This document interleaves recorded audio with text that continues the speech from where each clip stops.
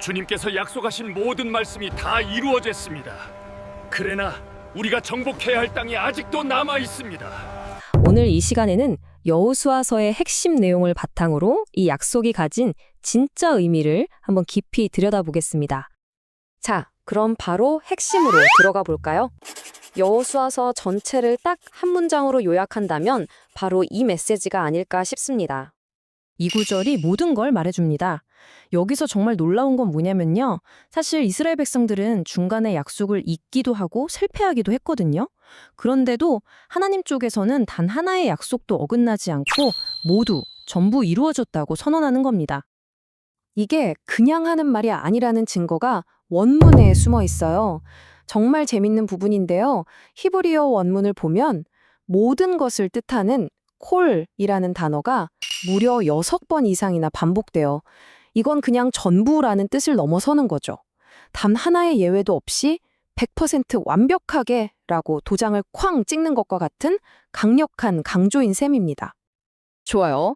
과거의 약속은 그렇게 완벽하게 지켜졌다고 칩시다. 근데 그게 지금을 사는 우리랑 도대체 무슨 상관이 있는 걸까요? 바로 이 지점에서 과거의 신실함이 어떻게 미래를 위한 희망의 기초가 되는지 그 연결고리를 한번 찾아보겠습니다. 이 질문에 대한 답을 저는 한 소년의 놀라운 실제 이야기에서 찾아보려고 합니다. 어떻게 과거의 작은 행동 하나가 미래에 대한 거대한 확신으로 이어질 수 있는지 이 이야기 속에 그 비밀이 담겨 있거든요. 이 이야기의 핵심 바로 이겁니다. 교사가 문법을 가르치러 온 그 행동은 그냥 수업이 아니었어요. 그건 피터에게 너는 죽지 않아.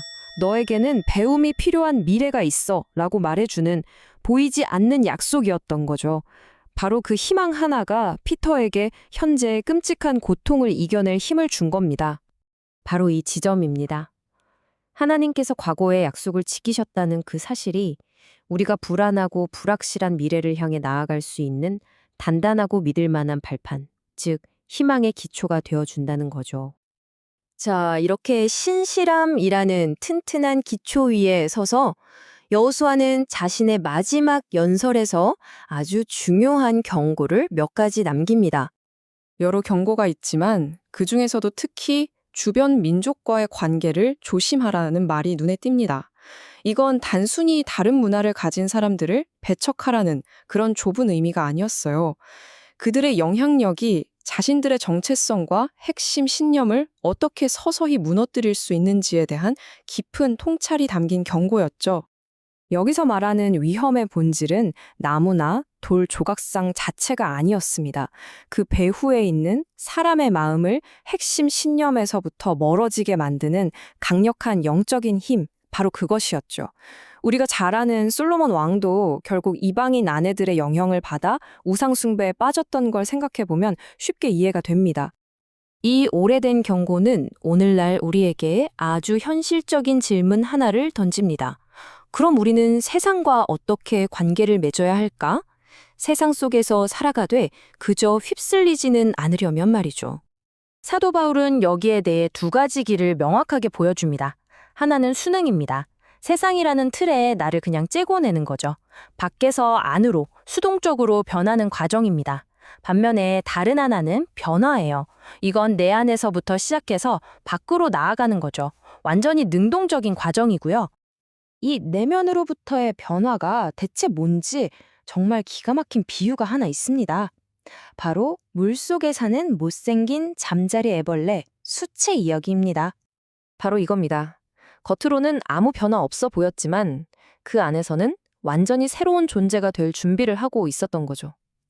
이게 바로 성경에서 말하는 변태, 즉 메타모르포시스입니다.